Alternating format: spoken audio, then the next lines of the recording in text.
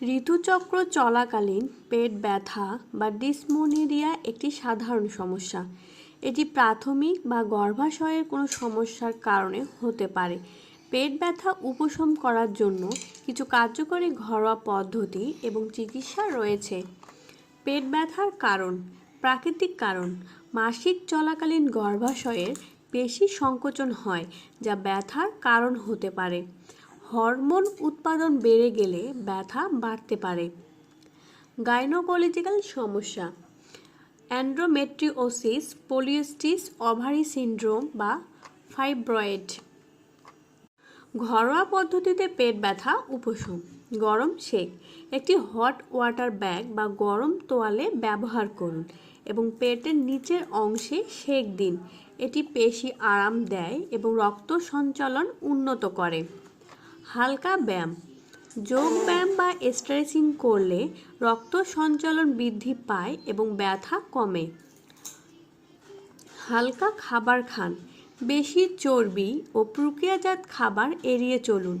তার পরিবর্তে ফাইবার সমৃদ্ধ খাবার যেমন শাকসবজি, ফল খান। ম্যাগনেসিয়াম সমৃদ্ধ খাবার যেমন কলা, বাদাম খেলে পেশি বেশি শিথিল হয়। হলুদের দুধ: অ্যান্টি ইনফ্ল্যামেটরি বৈশিষ্ট্যের জন্য এটি ব্যথা কমাতে সাহায্য করে। পানির ভারসাম্য রক্ষা: পর্যাপ্ত পানি পান করুন।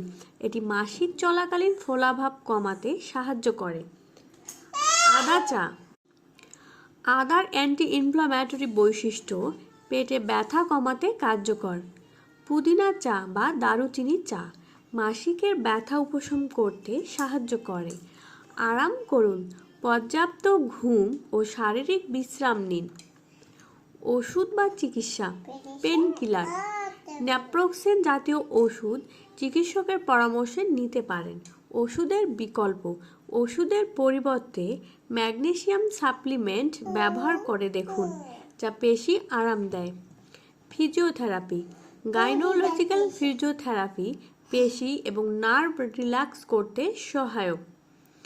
কিছু সাধারণ প্রতিরোধমূলক পরামর্শ: নিয়মিত ব্যায়াম: মাসিকের আগে এবং পরে নিয়মিত হালকা ব্যায়াম করলে ব্যথার তীব্রতা কমে।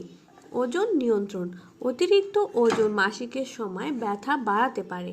সুষম ডায়েট মেনে চলুন। ক্যাফেইন এড়িয়ে চলুন: চা, কফি, কোমল পানীয়র পরিবর্তে গরম পানি বা হার্বাল চা গ্রহণ করুন। ফলিক অ্যাসিড সাপ্লিমেন্ট: পিরিয়ডের আগে এবং পরে ফলিক অ্যাসিড খেলে ব্যথা হ্রাস পায়। চিকিৎসকের কাছে কখন যাবেন? যখন ব্যথা 2 থেকে 3 দিনের বেশি স্থায়ী হয়। অন্যান্য লক্ষণগুলো হলো ভারী রক্তক্ষরণ, জ্বর বা দুর্বলতা এবং মাসিক অনিয়ম। ঋতুচক্রের সময় পেটে ব্যথা খুব সাধারণ, তবে ঘরোয়া পদ্ধতি এবং কিছু হালকা ফিজিওথেরাপি ব্যথা থেকে মুক্তি দিতে পারে।